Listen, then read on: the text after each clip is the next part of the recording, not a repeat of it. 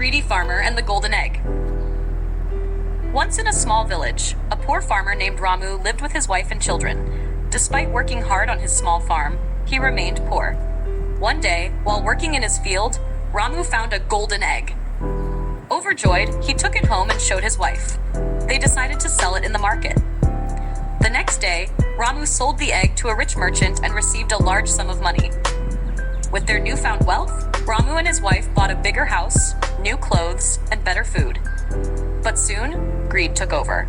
Ramu thought, if I could find one golden egg, maybe I can find more. If I get one every day, I'll be the richest man. He searched his fields for days but found nothing. Frustrated, he returned home one day to find his wife in tears. She had broken the golden egg, hoping to find more gold inside, but it was empty. Ramu was heartbroken. His greed had cost him everything. He realized his mistake and understood that greed only leads to loss. From that day on, he focused on farming with honesty. His crops flourished, and he lived a happy life, not because of gold, but because of his hard work and contentment.